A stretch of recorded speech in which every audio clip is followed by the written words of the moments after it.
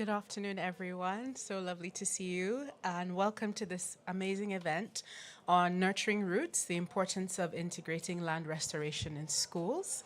My name is Foluyinka Fakoya, and I'll be your moderator for this event today. Super excited to be here, specifically talking to you about this today because I work in the field of education, was a former teacher, but I also grew up in northern Nigeria, where we have seen the impact of drought, of the arid landscape sort of changing around schools and the impact that has had on crops and livelihoods. So this is a topic kind of bringing these two arenas together is very, very near and dear to my heart. So very excited. And also thank you for your patience as we sort of struggled with the intense scheduling for the day. So this event is going to specifically talk about the importance of integrating land restoration topics into school curricula and how to demonstrate the benefits of land restoration. And we know that with environmental challenges like deforestation, soil degradation, and biodiversity loss, which are escalating and with increasing in intensity and in frequency, we know that it's really important for children, young people, and the younger generations to be very aware of and to also be actively engaged in land restoration, to see it as something, as a space where they're welcome and where there is space for them to participate. And we also know that schools really play a pivotal role. They're at the heart of the community, and they're really sort of the nexus of a lot of social change. So we know that they play a really important role in promoting land restoration initiatives through their curricula. And then creating an environmentally conscious future generation, and also growing the next generation of climate actors, and hopefully getting us to the point where we no longer need climate actors, but we'll see. So without further ado, would like to welcome our speakers on stage. Very excited to have with us here today an amazing panel of diverse speakers. So we'll start with Amanda. Amanda Ibram is the director of the Global Schools Program, which is a UN SDSN initiative and supports a network of 1,500 primary and secondary schools in 100 countries. Please come up, Amanda. And then next we'll be welcoming Dr. Kazue Fujiwara, who's a vegetation scientist, and she obtained her Doctor of Science from Tohoku University, and she's Professor Emerita of Yokohama National University.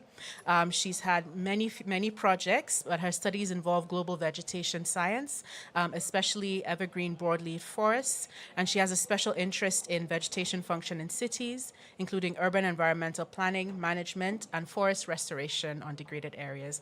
Welcome, Dr. Fujiwara. And finally, bringing that very important youth perspective, we have Dev Narayan Siam, who's a grade 11 IB student who's currently studying at GEMS Modern Academy. He's the GEMS Global Ambassador, and so he represents the school at numerous international and national events.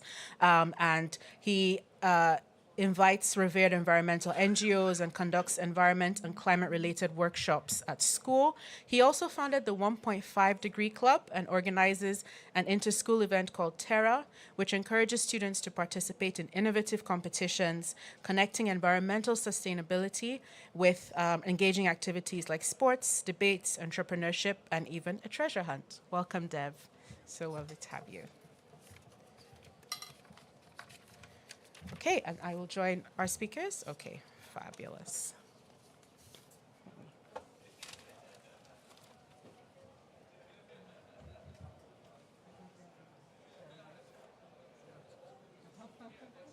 Thanks so much for sharing your mic with me, Dev. So welcome, everyone, and we're really excited to have you here today. So we're going to have sort of a brief discussion, hearing about your work, hearing specifically about the topic of integrating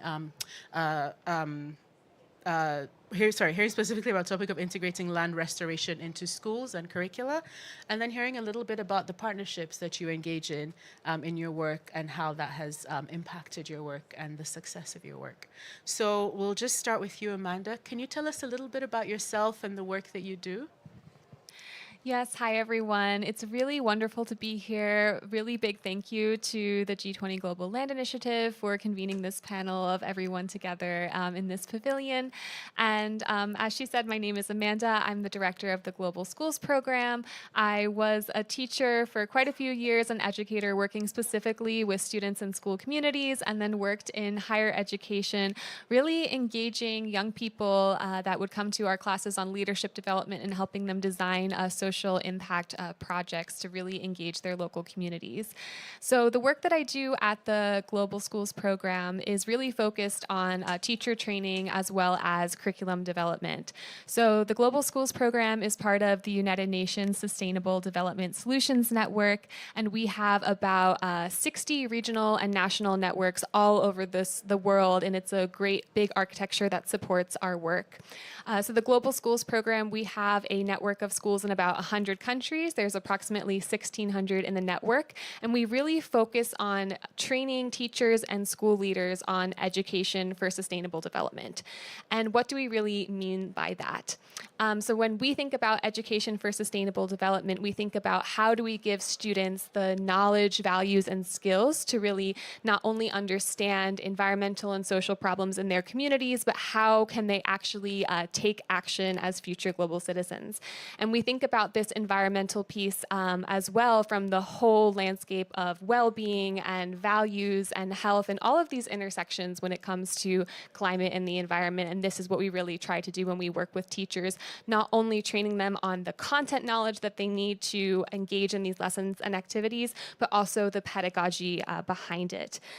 So we have to date reached over 20,000 teachers through our Trainer of Trainers model, as well as engaged 176,000 students in practical activities that really support sustainable development, either within their classrooms or outside in kind of the physical school environment, as we really believe in this whole of school and holistic approach, engaging the community as well. So that was a little introduction to my work. Thank you so much. Thank you so much. And it's so interesting to hear, you're speaking about working at the school level, but also at the global level. So kind of bringing those together. So thank you so much for sharing about that. And now over to you, Dr. Fujiwara. Could you share a little bit about yourself and your work? Okay. How many minutes can you give me? Oh, I mean, you have such a breadth of minutes? work, but we'll give you about 3 to 4 minutes. 5 minutes? Okay. 10 minutes? No, not 5 minutes. 5 minutes. Okay. I'd like to introduce, can you give me? Visual photo is important for the people. And this is just, I like to introduce the Miyawaki method for the restoration. So you can see the natural smiles, people's smiles. This is degradation areas. I came back end of last month, and we have the plantation site, 300 people gather, and students and common people in the plantation. We did using the natural forest species like this. Then, so what is Miyawaki method? Why and what? How to create Miyawaki forest? Let's create Miyawaki school and then proposal. So Miyawaki forest grow faster, more CO2s and forestry method, and prevent several calamities and create animal habitat. And anybody can plant, and no management 3 years after plantation. So we are teaching, and so using potted seedling, soil preparation, dense random mixed species, the students and other people coming. You can see only 9 years, then cover the areas. This is Yokohama National University, and the entrance, then, so even small area with and graduate class school students made it, and Mangari program we made. And 3 years like this, only small area. So nowadays, this year, even University of Nairobi, students planted, even a wedding party was held in this area. And flooded area also to make like this. And Professor Miyawaki's last work in 2014. So like this. So Yokohama National University, and you can see the newcomer species over 28 years, and So 60% decreased in 28 years, but the temperature inside and outside about 8 Celsius cooler inside, and the maximum temperature 3 Celsius cooler in summer in campus, and the minimum temperature in winter 3 Celsius warmer than residence areas. Carbon sequence also the per hectares about to 8 ton, and so one of the doctor student calculated area, and even 20 years Miyawaki forest is 2 times higher than economical commercial forest, cedar forest, and secondary forest. So school forest, we had it. This is Yokohama City University, a reclaimed area, and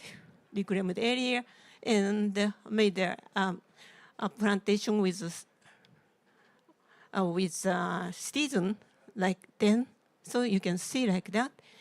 So many school, so people planted together. School students are very happy. At that case, we need leaders, two nature leaders, Miss Neelam and Dr. Gray visited Japan, and they an outreach program in students in climate and biodiversity action, and so they studied Miyawaki forest. So we had examples, so many areas, 19 countries, and you can see the this and star mark is a Miyawaki Forest Working Group, more than 13 groups. So rapid growth, the competition and coexistence among seedlings, encouraging early growth and not only fix carbon dioxide. Also, habitats mitigate disasters. So various target of the SDGs also, and last 4 millennia with regulation. Like a drop of rain falling into the ocean, it is small, but these will create a river. Doing nothing is the most pointless. Sorry. So, last, I propose the leader training of Miyawaki Forest and education on environmental crisis. So this session held by United Nations G20 Global Land Initiatives. So cooperate with COP28 and other United Nations organizations and World Bank, and training and education for leaders. So first one, they make a textbook for method and education. Restoring stable natural forest is by specialists of Miyawaki Forest, and environmental crisis and ecological background education by COP28 members of each country. So then people understand university, school teachers, and making school forest. Thank you. Thank you so much, Dr. Fujiwara. Thank you. And thank you also for those amazing pictures that showed the impact of the planting. It was, you were saying, it's just a small drop, but actually it was really quite impactful to see just over a short period of time, sometimes as short as 3 years, there was such a huge change, and really drove home the fact that, we can all take action. And over to Dev, who has been taking action even in his school and in your community. Please tell us a little bit more about what you've been up to and how that is going. Right. First of all, thank you, Faluinka, for that amazing introduction. So yeah, my name is Dev Narayan Sham, and I'm a student at GEMS Modern Academy. I'm in year 11 in the IB Diploma program. And I am an I'm an activist, climate activist. And I've been involved in a lot of environmental programs and initiatives at my school. So my school is part of a network of is called GEMS Education, and what we do is, I mean, some of the initiatives that I've done in my school include this event called Terra, which I'm organizing, where we're including students from middle school and high school to participate in activities that link sustainability and climate to sports, treasure hunt, and debate. So this offers the students some sort of, it makes the whole climate and sustainability thing attractive to the students. Then a little bit about my work. I work as an intern at Fresh to Home, where I'm researching about the facilitation of regenerative agriculture in the MENA region. And I'll be speaking about that at COP28 day after tomorrow as well. So yeah, that's an introduction of my work. Short, sweet. Thank you. Thank you for that introduction and for the important work you do in just building an interest in young people and in land restoration issues and in taking climate action. And so now I'll circle back to you, and we're going to talk a little bit about, specifically the theme of this panel discussion, and I'm going to ask, how do you think we can harness the power of education to promote and integrate land restoration efforts in schools and universities? Yes, thank you so much for that question. So it's really great to see at COP this year even more education discussions and bringing education to the forefront and having the thought of schools and education ministries being kind of the epicenter of building resiliency to climate change and solving the climate change challenges. So in our work, we're really seeing schools becoming ecosystems and hubs for land restoration and for taking action on environmental issues. And this is really a place where we can reach students at the masses. School is one of the commonalities that many students have all across the world. And in this case, the work that we do with teachers is really on not only educating them on how to basically understand environmental issues and teach these to students and engage them in behavioral actions, but how can we shift their mindsets to also helping teachers and school leaders understand that they also have a place in this fight against climate change. And that's one of the big things we see out of our teacher training programs is also this shift in mindset and teachers understanding that they also have a big role to play in society and they have a way to engage in this type of work. So getting back to the question, how really schools can be the epicenters of this and really push forward land restoration is through teacher training and also through curriculum programs as well. So we've seen our schools just integrate topics of land use into the stated curricula, things that they're already working with, from anything to art classes to science classes. Well, we've seen them do basically community action projects, wetland cleanups in Chile, reforestation projects in Kenya. And in one small example, we actually had a dance class act out how they could actually showcase reforestation through dance. So we're seeing these kind of small changes in curricula and teachers thinking about how to incorporate this into their school communities, but also thinking about how we can take this beyond the classroom and really making schools the epicenters of this work are different ways that we can kind of see land use in schools. Thanks so much, Amanda. And I really like how you brought in the example of the dance because it just goes to show that across the whole curriculum, there's space, for integrating this topic in different ways. Over to you, Dr. Fujiwara. Can you share a little bit on your thoughts on how maybe specifically a particular program or something that you've seen in schools or universities to integrate the topic of land restoration? Actually, I surprised teachers and students. They don't know the COP28 and the results. So every time I give the lectures about climate change, abnormal weather, and what happened, but they don't know so much. So that case, maybe cooperation with total countries and to make a sub-textbook and give to the university and schools, every schools too, because even teachers, they don't know. So we need training for teachers and also the students, both, and textbook will be good and easy and funny book for the students and how to do for the teachers. That's my question.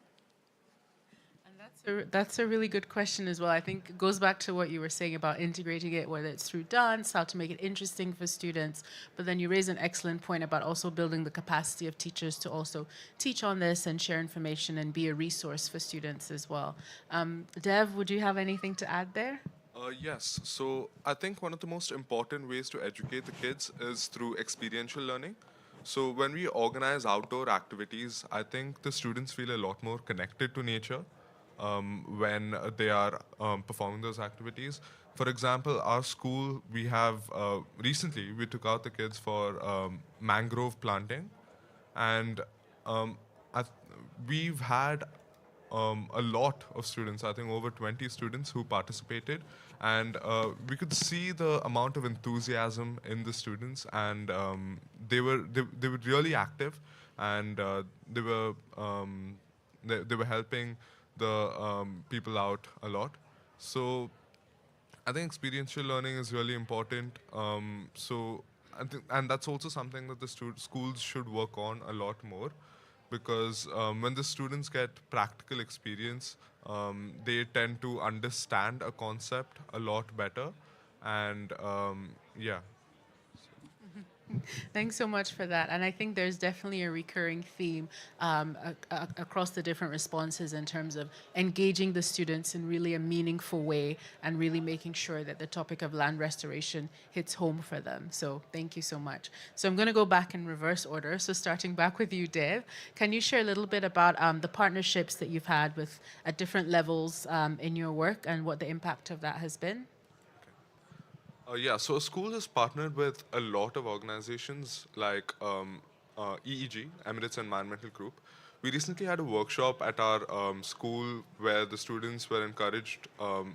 The students brought their waste tin products and cans from their homes, and it was recycled. We had a workshop on how they could encourage their communities to also adopt recycling habits.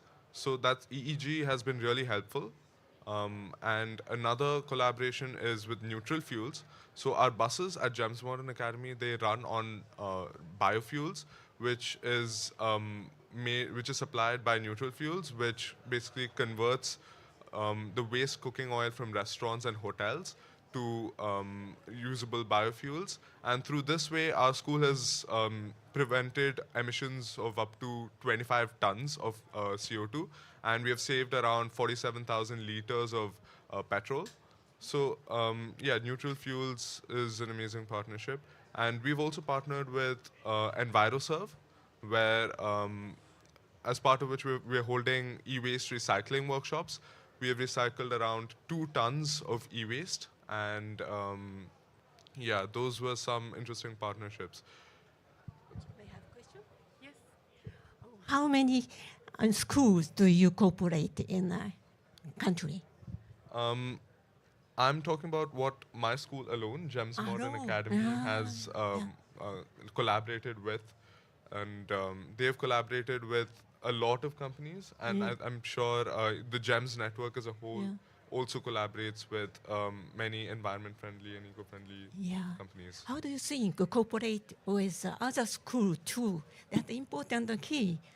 You work so well, then cooperate with other schools and spread much more. Thanks so much, Dave. As Dr. Fujiwara said, just with your school, you're achieving so much and there's so much potential. But Dr. Fujiwara, would you be able to expand a little bit on that? You shared, some of the universities you've worked with.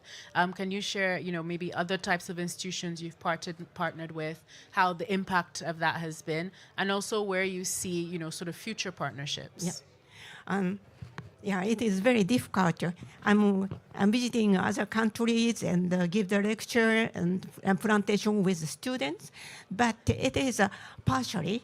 And so each area, so we have a 5 years project and making it 8.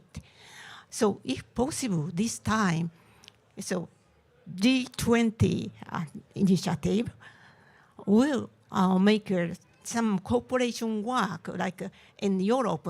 Next year, Paris has the Olympic, so Olympic will waste so much energy. So plantation with education of the environment together, so gather the European people in Paris and making the forest, because in France, two big work group there, and they will make some plantation ceremony, but also including the teaching global crisis too. And also in the United States or some local areas, like very big areas, to make a symposium or plantation together. So G20 can make it, I suppose. I expect that. Thank you so much, Dr. Fujiwara, setting the bar high with the expectations, but also talking about maybe some non-traditional partners and also taking advantage of sort of public moments like the Olympics to really raise awareness, and that's a really key action. So back to you, Amanda. We've heard a little bit about your work at the global scale, and would love to hear from you at all levels. What kind of partnerships have you been engaged in? What kind of impact have they had? And what would you want to how would you want to move forward in the future with any specific partners? Yeah, thank you so much. So starting maybe at the global level and then taking it down. So we have about 1,600 schools in the network, as I mentioned, and we really see each individual school that we work with as almost an individual partner, because each school is so different, each country context is so different. Teachers might need to get approval from school leadership depending on what they want to do in curricula. Some teachers have more autonomy than others. So we really believe in meeting teachers and schools where they are in their local and national context, and thinking about the national frameworks that they have and how they're able to really integrate topics such as environmental education or land restoration and more within their school structures themselves. And some schools are just starting out when it comes to these type of things, and some schools are extremely advanced and they're thinking about how do they dig in deeper and really do more for the environment. One specific partnership that was really wonderful for us was a partnership with the Mohammed VI Foundation for Environmental Protection in Morocco. So what we did with them is really try to look at these topics of sustainability and the environment at the Moroccan level. And we worked with them to do an assessment of their education policy documents as well as their national curricula to see basically where is sustainability already aligned. And from there, where can you really create interventions for teachers or other resources, or where can you really support teachers with enhancing parts of the curriculum that might be leaning towards environmental sustainability. And out of that partnership, what we saw was the impact that some of that research actually led into their new education strategy that they launched at the TES almost 2 years ago at this point, yeah. So I think we're looking towards those strategies as well. How do you work more with those country partners and create resources and training that is relevant to the communities and how we talk about these topics in specific communities? Can I just ask a quick follow-up question specifically on that partnership in Morocco?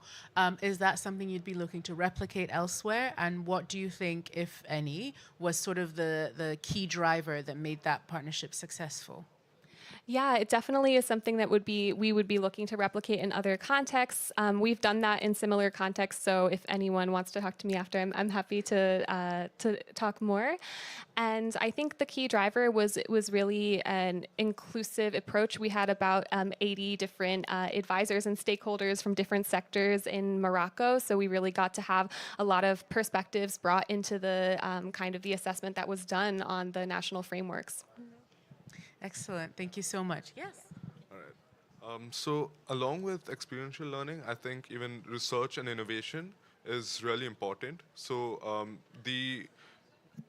it's important to inculcate the nature of innovating certain to come up with innovations and ideas among the students. And for that, our school has this program called EIP, or the Entrepreneurship and Innovation Program.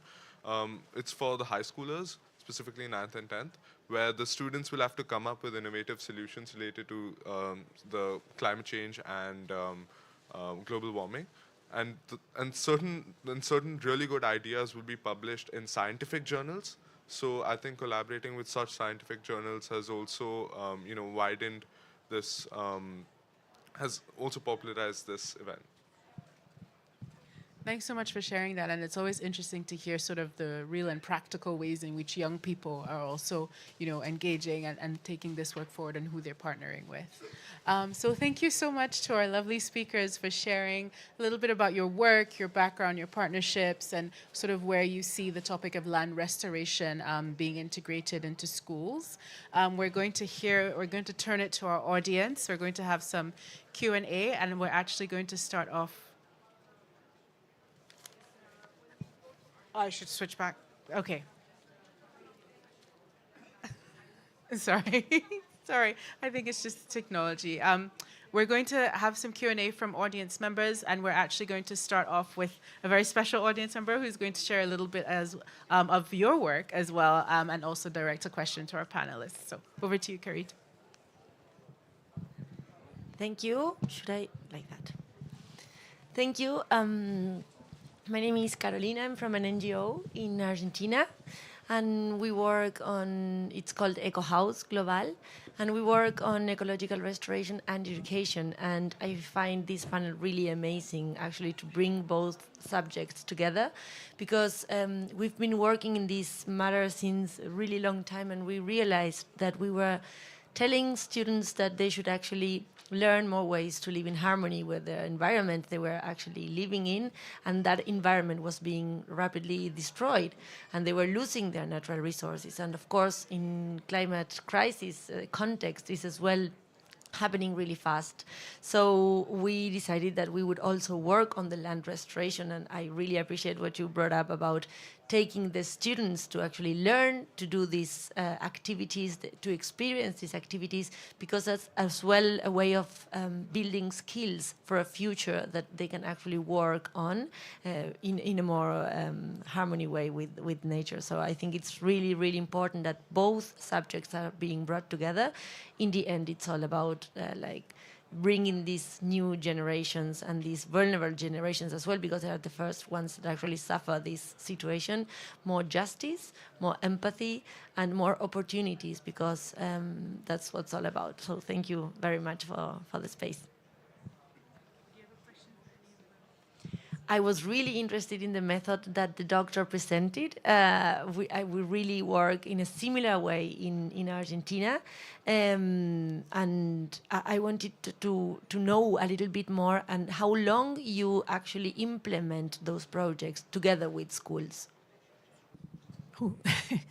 That's a school, yeah.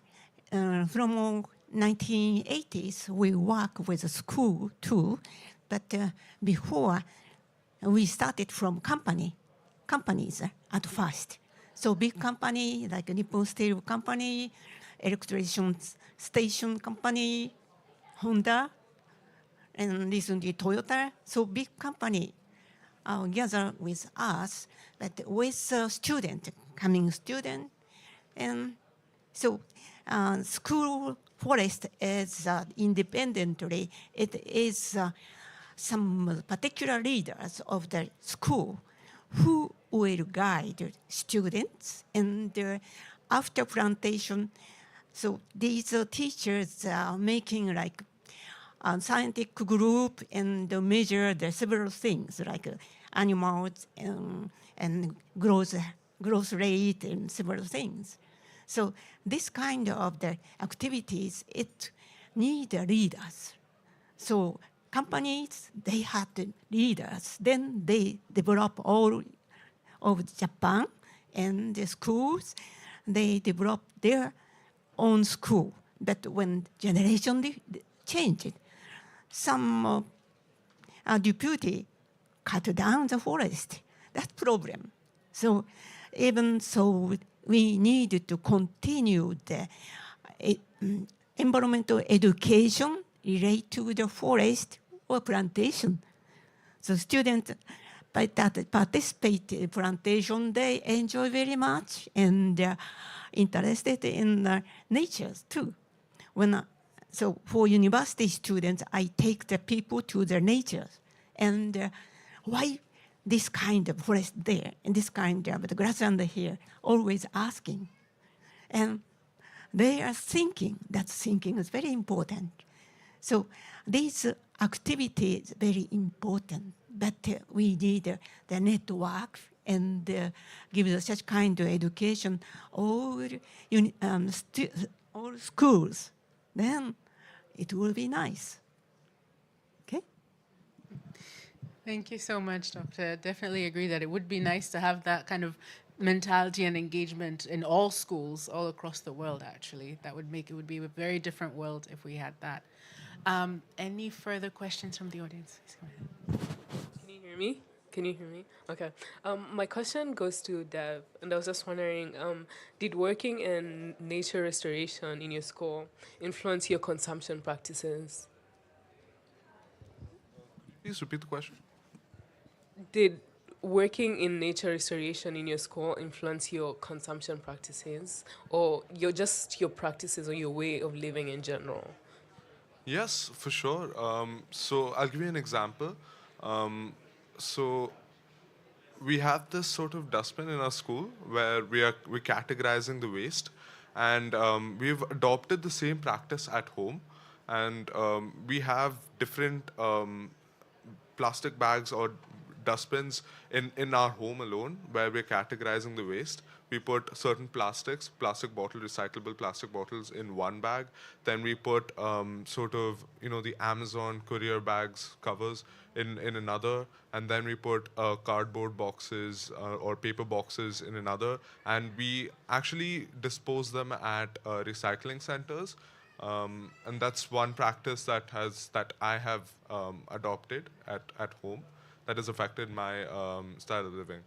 And earlier, I used to use scooters to go around close areas, but now I've started using my own cycle, and we've limited the use of transportation, and that's another practice that I've adopted.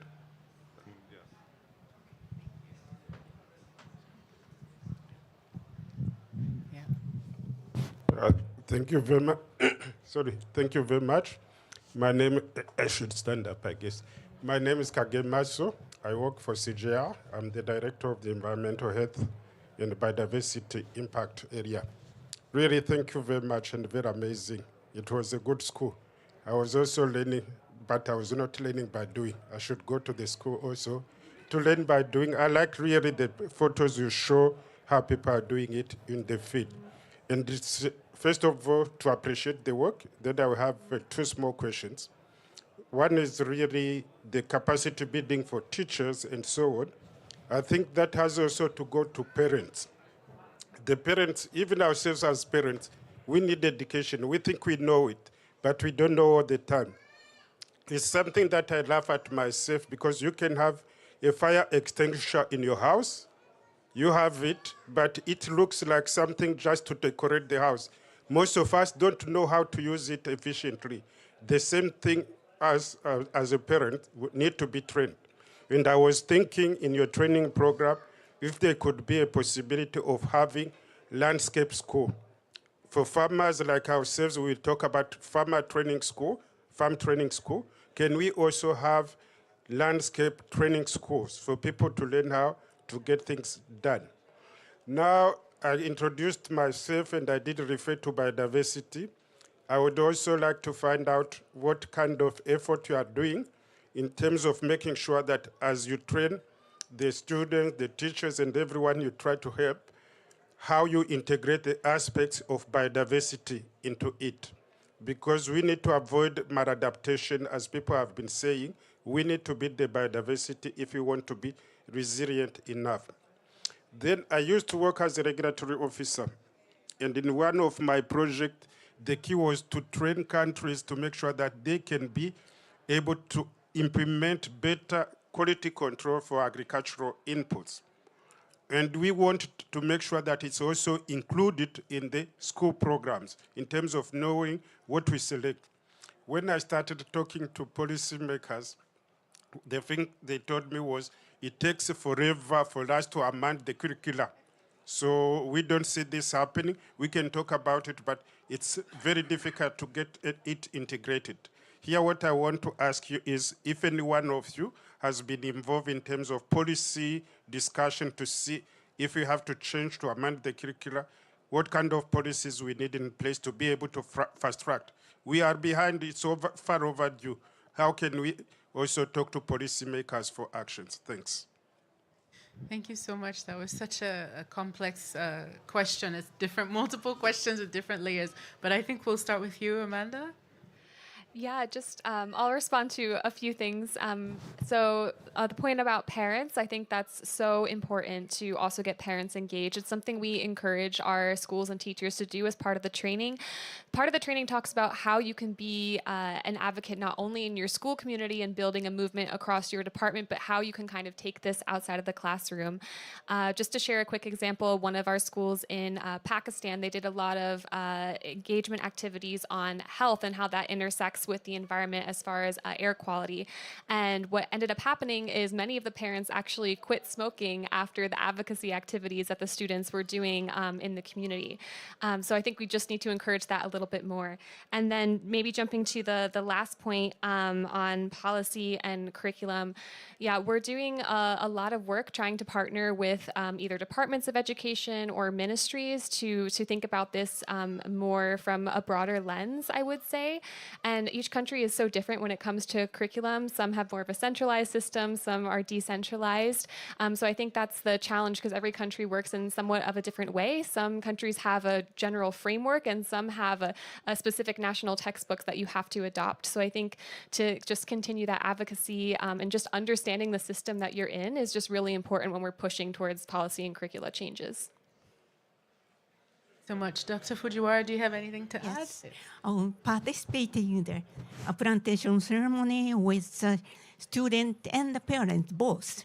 And they can communicate themselves. And also before that, teachers should give some lecture about the environmental crisis. So then the next step is students should research with teachers about the biodiversity. So when seedlings can grow well, then what's the different insects and soil animals and also birds visiting that plantation areas, even 3 years, students can see it. That's case naturalists like you. We need a naturalist and give the lecture and work together to check the biodiversity or animal and soil animal diversity. Then we can check the environment from the indicator of biodiversity. So then students graduate and school, then later they can come back as homeland. So what kind of the nature came back? So it is important key for the education too. Participation and follow the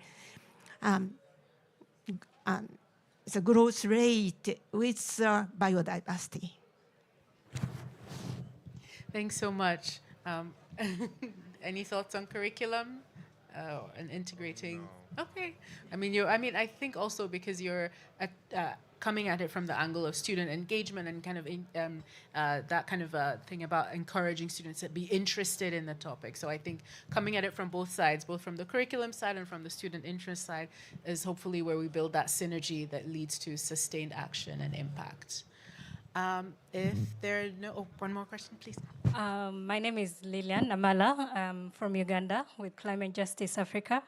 I'm intrigued with the conversation that we are having here, and I like that we have flipped the pyramid and we're starting with the student involvement in these activities. So coming from a country where the curriculum could have a little bit of climate awareness and education, but then like she emphasized and said that we need to train teachers to understand this information, because the biggest gap that we have when it comes to climate is information, especially for Africa. We lack the information. We just do things the way we have been told to. So what are those simple strategies? Because we do have gems as well in Uganda, but it is for the minimum population. So how do we get this down to the other vulnerable communities and schools? What are those strategies that really can help us pass out this information and educate the teachers themselves? Yes, go ahead, Amanda. Yes. Yeah, I'll go ahead. You said you're from Uganda? Okay. So actually, we have a publication coming out in January where we're going to feature different case stories of teachers. And we have one specifically from one of our individual schools that was working in Uganda, even during the shutdown. So I encourage you to look at that and see how they were able to engage on these topics, even when schools were closed. But just specifically to go back on the teacher training and how we can reach those communities, I think we need a really big creativity in sharing this. There was a UNESCO survey that of over 58,000 teachers that showed that the majority of them really want to teach about climate and learn about that, but less than a third of them actually know how or where to start or where the resources actually are. So what we're doing is we've actually translated all of our content onto mobile platforms, onto WhatsApp to be able to disseminate this out, and also in other digital type of mechanisms to really be able to reach as many people as possible. And then trying to think about just small changes we can make in the classroom setting, whether just thinking about a current event or thinking about particularly how do you relate this topic to the physical environment inside or out of the school. There's a lot of small things we can do to think about integrating these into the teachers day to day, even without kind of upheaving everything that they have to do in the school. So. Hi, how are you? Thank you so much for this panel. My name is Manuela. I'm from an NGO, the name is Eco House. And I would like to ask you, because we have a network of schools for sustainability, and we work a lot in Argentina, in the territory. We also have a platform with a lot of resources for the teachers to start practicing the environmental issues in the classrooms. But my question is, how do we can work with schools that they don't even have electricity or they don't have access to basic things? That is something that happened in the undeveloped countries and happened also in the territories that we visit in Argentina. You want to?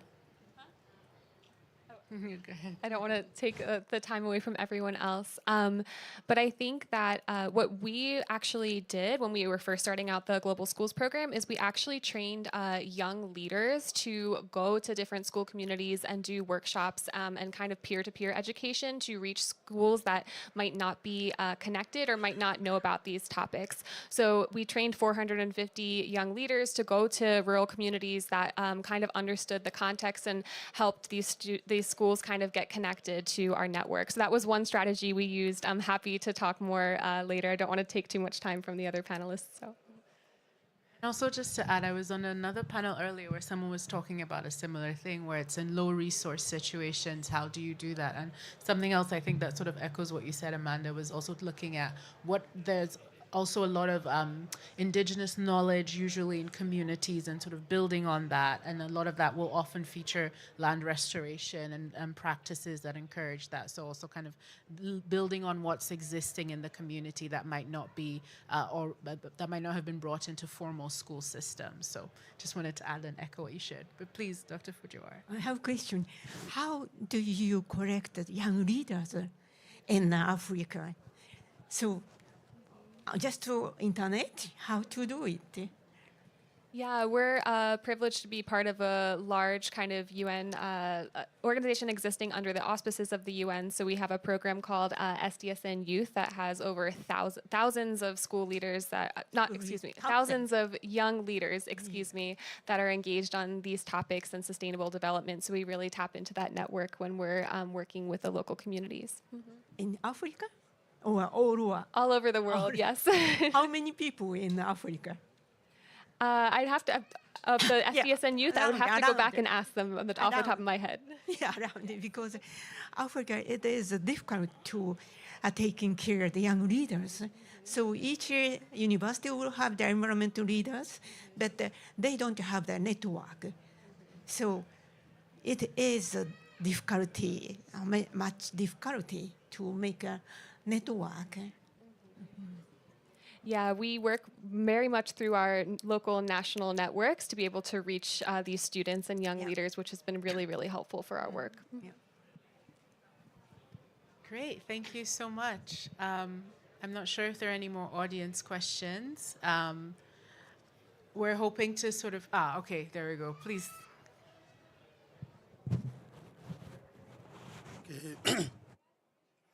It's not actually a question, but just a contribution or suggestion. My name is Prince Yabua Otre. I'm from Ghana, and I belong to the Strategic Youth Network for Development. So at SYND Ghana, we run the intergenerational campaign because we believe that the issue of climate change affects children, youth, and adults. We have platform for parents. That's the PFF, Parent for Future, where we engage the parents, we educate parents about impact of climate change, environmental sustainability, and how they should demand climate action for their children. So we go to schools during PTA meetings, we engage with the school authorities to educate parents about climate change, environmental sustainability. We also do the same thing at churches.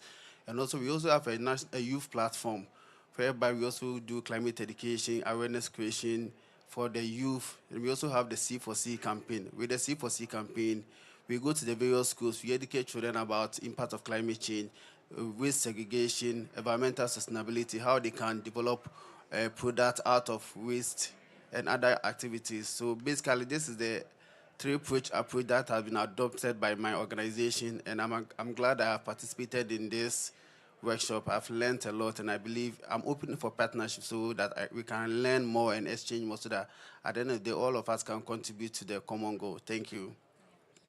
Thank you so much for sharing that important work with us. And thank you to our audience for such a rich and engaging discussion. There's been a lot of flow between the audience and the speakers. And we're just going to have last words, if there are no more questions, just brief last words from our speakers, sharing just one action or commitment that you're going to take forward in your work following your attendance at your engagement at this panel and I think at COP28 more broadly. Yeah, so one of my commitments out of this panel specifically is following up more on the student perspective side. And I learned a lot from you, Dev, like thinking about how to get students engaged and excited about this, making learning fun. So. I like to say, just to restore the forest in your region, in your school, in your affiliation, so only mini forest is enough. Then it will become the small raindrop to the river and to save the global climate too. Okay, so one message that I have is that while the society is trying to combat climate change and global warming, I think schools must exemplify change, because when schools take an initiative that sort of creates an environment for the students studying in that school to adopt those sustainable practices and habits. So when a school undertakes a certain activity within the school, the students studying in the school get inspired, and they would like to they adopt those practices and then carry it wherever they go, which again inspires a whole new audience of people. So I think that my message is that schools must themselves take an initiative to inspire the students about adopting sustainable practices. Thank you so much for those last words and messages, and really looking forward to maybe reconvening at COP29 and seeing how far we've gotten. Hopefully we'll see more impact. Many thanks to our amazing audience members and also to Carolina for the amazing engagement. This was a really great and productive conversation. I hope you enjoyed it and learned as much as I did. A big thank you to the G20 Global Land Initiative for hosting this event, and also for the Land and Drought Resilience Pavilion for hosting us. And yes, I hope you enjoy the rest of your afternoon, and thank you for joining us.